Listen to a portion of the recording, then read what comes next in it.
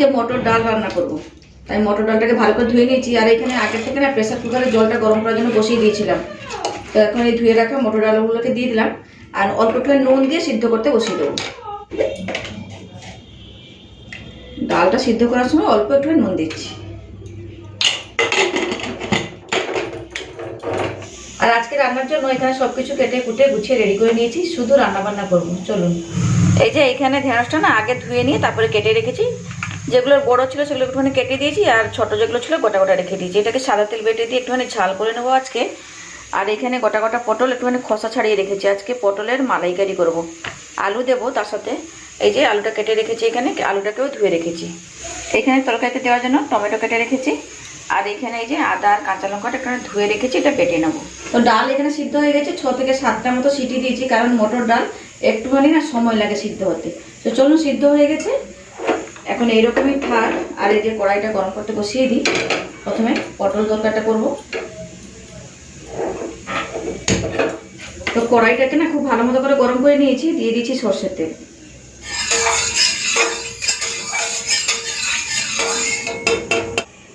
তেলটা গরম হয়ে গেছে, এখন দিয়ে দেবো পটলগুলো। গোটা গোটা পটলই রাখলাম, এগুলো নরম হয়ে যাবে, মানে নরম তো তাড়াতাড়ি কিন্তু সিদ্ধ হয়ে যাবে। পটলটা ভাজার সময় অল্প একটু নুন আর হলুদ গুঁড়ো দিয়ে দেবো।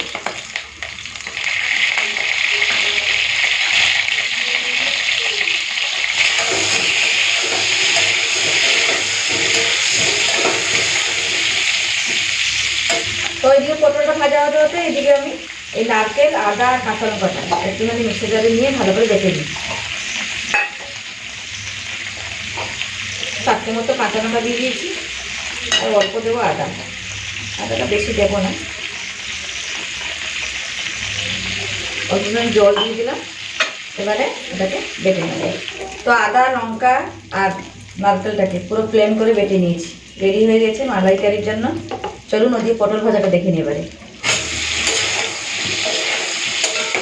তো সবকটা পটল লাল লাল করে ভেজে নিয়েছি, এবারে তুলে নেবো। দেখুন সবকটা পটল লাল লাল করে ভাজা আছে, আর পটলগুলো না ভাজতে ভাজতে সেদ্ধ হয়ে গেছে।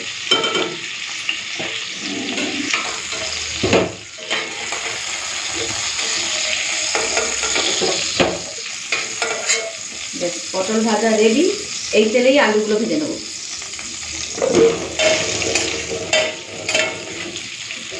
এদিকে আলুটা ভাজা হতে থাকুক, এখন দেখে নেবো মটর ডালটা সেদ্ধ হয়েছে নাকি।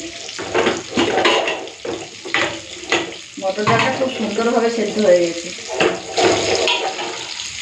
এই যে খুব সুন্দর সিদ্ধ হয়েছে ডালটা।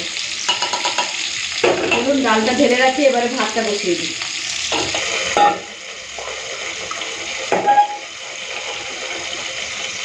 ডালটা ঘন আছে, আর একটুখানি জল দেবো।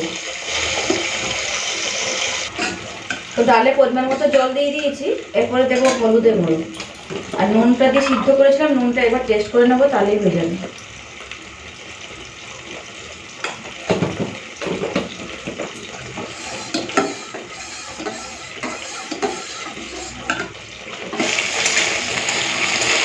এদিকে আলুটাও লাল লাল করে ভেজে নিয়েছি, এবারে তুলে নেবো।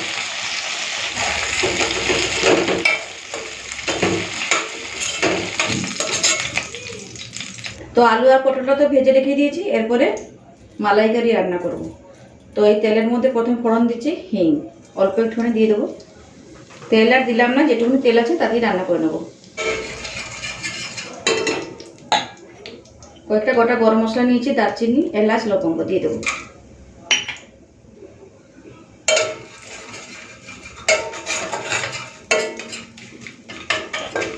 তো ফোড়নটাকে না হালকা ভেজে নিয়েছি, ভালোটা গন্ধ বেরিয়ে এসেছে। এখন দিয়ে দেবো বেটে রাখা নারকেল।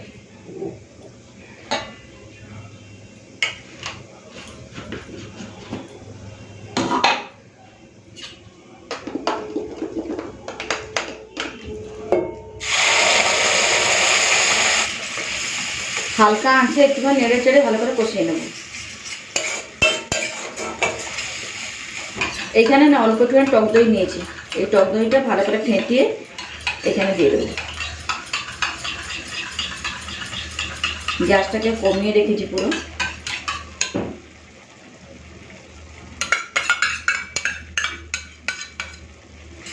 একটু নেড়ে চেড়ে ভালো করে মিশিয়ে নেওয়ার পরে দেবো গুঁড়ো মশলাগুলো। তো একটুখানি জিরে গুঁড়ো দিয়ে দিচ্ছি, এরপরে দেবো কাশ্মীরি লাল লঙ্কার গুঁড়ো। কাঁচা লঙ্কা বেটে দিয়েছি, আর লঙ্কা গুঁড়োটা দেবো না। অল্প একটুখানি হলুদের গুঁড়ো দিয়ে দিলাম, নুন, সব কিছু দিয়ে দিয়েছি। চিনিটা একটু পরে দেবো। এই মশলাটাকে সুন্দরভাবে একটুখানি কষিয়ে নিই, তেল ছাড়া অবধি একটুখানি কষিয়ে নেবো, তাহলে হয়ে যাবে।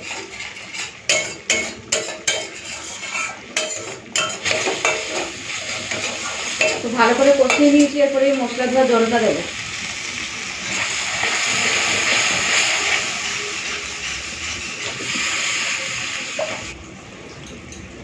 তো এই যে কিন্তু না জলটা গরম হয়ে গেছিলো, তো এখন চালটা ধুয়ে দিয়ে দিচ্ছি। তো এই যে দেখুন মশলাটা থেকে না খুব সুন্দর তেলটা ছেড়ে দিয়েছে, মানে মশলাটা খুব ভালো মতো কষা হয়েছে। এখন দিয়ে দেবো ভেজে রাখা আলু আর পটল, এরপরে দেবো পরিমাণ মতো চিনি। এটা একটু মিষ্টি মিষ্টি হলে না খেতে ভালো লাগবে।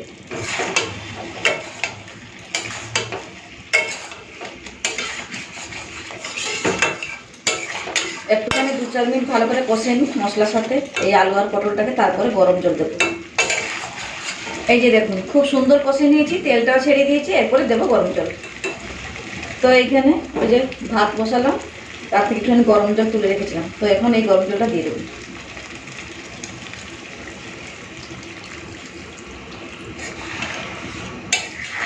একটু বেশি করেই দিয়ে দিলাম, কারণ আলু আর পটলটা একটুখানি ভালো মতো সেদ্ধ হবে, তার জন্য দিয়েছি। এরপরে একবার নুনটা টেস্ট করবো, যদি ঠিকঠাক থাকে তাহলে দেবো না, যদি নুন লাগে তাহলে দেবো। তো টেস্ট করে দেখলাম আর একটুখানি নুন লাগবে, তাই সামান্য একটু নুন দিয়ে দেবো। চলুন সব কিছু দিয়ে ভালো করে মিশিয়ে দিয়েছি, এরপরে এটা রান্না হোক, আর ততক্ষণে আমি ঢেঁড়সের জন্য মশলাটাও বেটে রেডি করে নেবো। তো এই যে টমেটোটা কেটে রেখেছিলাম সব কটা দিয়ে দেবো। আজকে টমেটো আর সাদা তিল দিয়ে ঢেঁড়সের ঝাল করবো।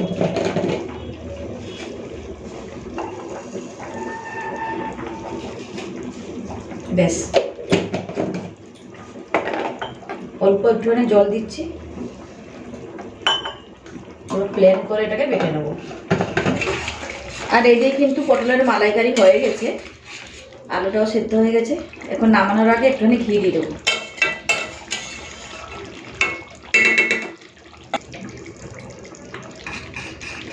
গরম মশলা আর দিচ্ছি না, গোটা গরম মশলা ফোড়ন দিয়ে দিয়েছিলাম তো, আর গরম মশলা গুঁড়োটা দেবো না। সাবধানে একটু নেড়ে চেড়ে মিশিয়ে দিচ্ছি। রেডি হয়ে গেছে পটলের মালাইকারি। দারুণ একটা গন্ধ বেরিয়েছে, সুন্দর গন্ধ। পটলগুলোও খুব সুন্দরভাবে সিদ্ধ হয়েছে। চলো এইরকমই রাখবো, আবার ঠান্ডা হলে না একটু টেনে যাবে, ঢেলে দিই।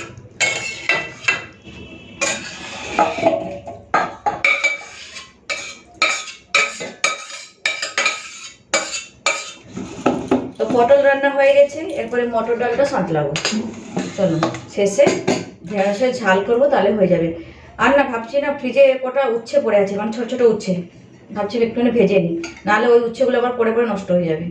তো প্রথমে আগে এগুলো করে নিই, যদি সময় পাই তাহলে উচ্ছেটাও ভেজে নেবো। তো এখন ডালে ফোড়ন দেবো, তার জন্য এখানে সরষের তেল গরম করে নিয়েছি। এখন দুটো তেজপাতা ছেড়ে দিয়ে দেবো, একটা শুকনো লঙ্কা নিয়েছি, এটাকেও দিয়ে দেবো। অল্প একটুখানি গোটা জিরে দিয়ে দেবো, ব্যাস আর কিছু দিতে লাগবে না। এইটাকে এখানে ভেজে দিয়ে মটর ডালে ফোড়ন দিই। তো ফোড়নটাকে না খুব সুন্দরভাবে ভেজে নিয়েছি, এরপরে সেদ্ধ করে রাখা মটর ডালটাকে দিয়ে দেবো।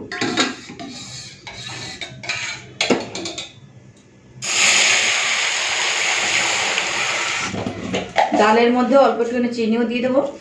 মটর ডাল একটু মিষ্টি মিষ্টি হলে খেতে ভালো লাগবে। চলুন ভালো করে এবার ফুটিয়ে নিই, তারপরে ঢেলে নেব।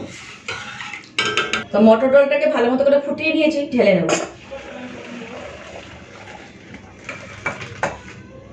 এই যে পুরো পাতলা পাতলা করে মটর ডাল, ঠান্ডা হলে না আরেকটু ঘন হয়ে যাবে। যাই হোক এটা হয়ে গেছে, এখন আমি রান্না করবো ঢেঁড়সের ঝাল। আর উচ্ছেটা গোল গোল করে কেটে নিয়েছি, ওটাকেও ভেজে নেব। তো কড়াইটা ভালো করে ধুয়ে গরম করে নিয়েছি, এরপরে দেবো সর্ষের তেল। ঢেঁড়স রান্না করবো, ঢেঁড়সের ঝাল। তো সর্ষের তেলটা গরম হয়ে গেছে, এখন দিয়ে দেবো কেটে রাখা ঢেঁড়স।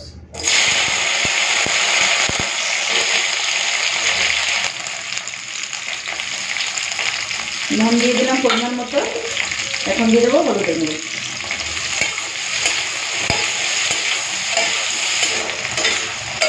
তো ঢেঁড়সটাকে না হালকা লাল করে ভেজে নিয়েছি, তুলে নেবো। এইরকমই রাখবো। আর ভাজতে ভাজতে ঢেঁড়সগুলো সেদ্ধও হয়ে গেছে, তুলে দিই।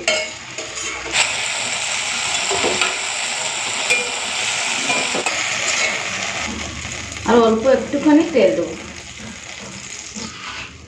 অল্প একটুখানি কালো জিরে ফোড়ন দিচ্ছি প্রথমে, সাথে 4টে মতো চেরা কাঁচা লঙ্কা মাথার কাছে কেটে দিয়েছি, দিয়ে দিলাম। ভেজে নিয়েছি হালকা করে। এখন দিয়ে দেবো বেটে রাখা সাদা তিল আর টমেটো। ভালো করে একটুখানি মিশিয়ে নিই, নিচে বসে গেছে। অল্প একটুখানি হলুদ গুঁড়ো দিয়ে দিচ্ছি, মানে সব কিছু দিয়ে দিই, তারপরে মশলাটাকে খুব ভালো মতো করে কষে নিই। নুনও দিয়ে দিলাম, অল্প দেবো, ভাজার সময় নুন দিয়েছিলাম। সামান্য একটুখানি দিয়ে দিয়েছি কাশ্মীরি লাল লঙ্কার গুঁড়ো। শেষে অল্প একটুখানি চিনি দিয়ে ভালো করে কষিয়ে নেব।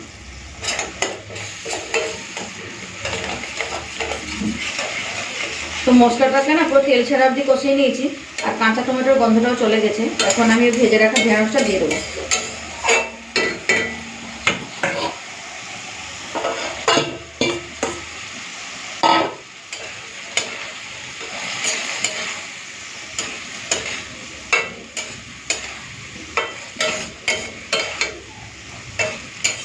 জল দেবো না, এইরকমই একটুখানি ভালো করে মিশিয়ে নিয়ে নামিয়ে নেবো, যাতে এই মশলাগুলো না ঢেঁড়সের গায়ে লেগে থাকে। আর ঢেঁড়স তো ভাজতে ভাজতে সেদ্ধ হয়ে গেছে। তো হয়ে গেছে রান্না, সাদা তিল দিয়ে ঢেঁড়স। খুব সুন্দর হয়েছে, দেখুন দারুণ লাগছে খেতে। চলুন তুলে নিই।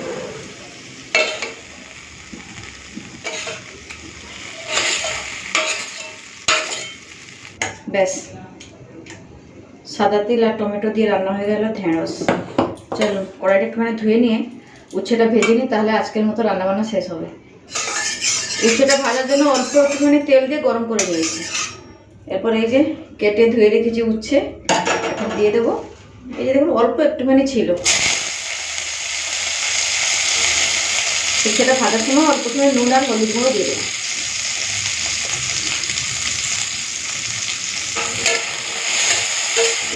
তো উচ্ছেটাকে না লাল করে ভেজে নিয়েছি, একটুখানি ছড়িয়ে ছড়িয়ে রেখে ভেজে নিয়েছি লাল করে। চলুন তুলে নিই। এইটুকুনি উচ্ছে কখনো এই ফ্রিজে কোনায় পড়ে থাকতে নষ্ট হচ্ছে, ভেজে নিলে খাওয়া হয়ে যাবে।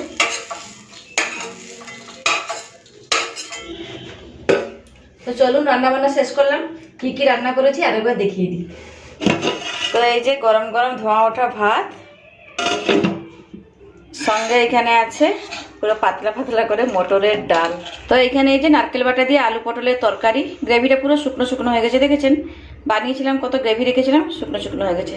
তো যাই হোক, আর এখানে ওই টমেটো আর সাদা তিল বেটে নিয়ে ঢেঁড়সের ঝাল বানিয়ে ফেলেছি, সুন্দর হয়েছে দেখুন। আর এই যে অল্প একটুখানি উচ্ছে ছিল, একটুখানি গল গল করে লাল লাল করে ভেজে নিয়েছি। তো এগুলোই হচ্ছে না আজকে দুপুরবেলা খাওয়া দাওয়ার মেনু। আর আজকে কিন্তু সমস্ত কিছু নিরামিষ বানিয়েছি। আজকে যেহেতু আমাদের এখানে শকুন্তলা কালী মায়ের পুজো হচ্ছে, তো তার জন্য একটু নিরামিষ বানালাম। আর সন্ধ্যার সময় যাবো একটুখানি মায়ের কাছে পুজো দিতে। তো যাই হোক, তার জন্য দুপুরবেলাটা একটুখানি নিরামিষ খাচ্ছি। তো চলুন ভিডিওটা কিন্তু এখানে শেষ করলাম। তাহলে থাকলাম আজকের মতো। ভিডিওটা কেমন লাগলো অবশ্যই কিন্তু কমেন্টস করে জানাবেন। টাটা।